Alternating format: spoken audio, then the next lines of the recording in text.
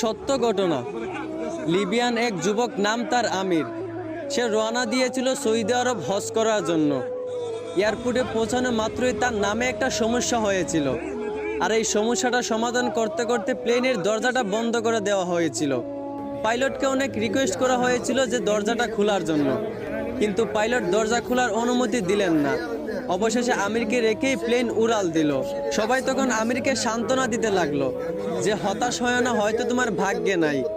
আমির তখন বলল, আমি হতাশ হই নাই, আমি মন থেকে খাঁটি নিয়ত করেছি, অবশ্যই আল্লাহ আমার এই আশা পূরণ করবেন। কিছুক্ষণ পর খবর আসলো যে প্লেনে একটা সমস্যা হয়েছে। আবারও প্লেনটা এয়ারপোর্টে ফিরে আসলো।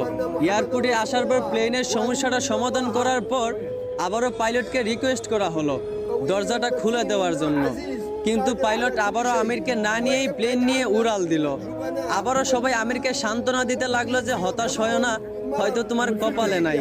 আমির আবার বলল, আমি মন থেকে খাঁটি নিয়ত করেছি, আমি হতাশ হইনি, আমি আল্লাহর উপর ভরসা রেখেছি, অবশ্যই আল্লাহ আমার মনের আশা পূরণ করবেন। কিছুক্ষণ পর আবার খবর আসলো প্লেনের মধ্যে আবারও একটা সমস্যা দেখা দিয়েছে। প্লেনটা আবারও এয়ারপোর্টে ফিরে আসলো। আবারও প্লেনটার সমস্যার সমাধান করার পর এবার পাইলট নিজেই বলল, আমির কোথায়, দরজা খুলে দাও। আমিরকে না নিয়ে আমি প্লেন নিয়ে উড়াল দিব না। তারপর প্লেনের দরজা খুলে আমিরকে প্লেনে উঠানো হলো। তারপর কোনো সমস্যা ছাড়াই প্লেন উড়াল দিয়া চলে গেল। পুরো বিশ্ব এই দৃশ্য দেখে অবাক হয়ে গেছিল। আসলে এইখান থেকেই বোঝা যায় যে একজন মুসলমানের খাঁটি ইমানের পাওয়ার কত। এইখান থেকেই বোঝা যায় যে আল্লাহর উপর ভরসা রাখলে অবশ্যই আল্লাহ সহায় থাকেন।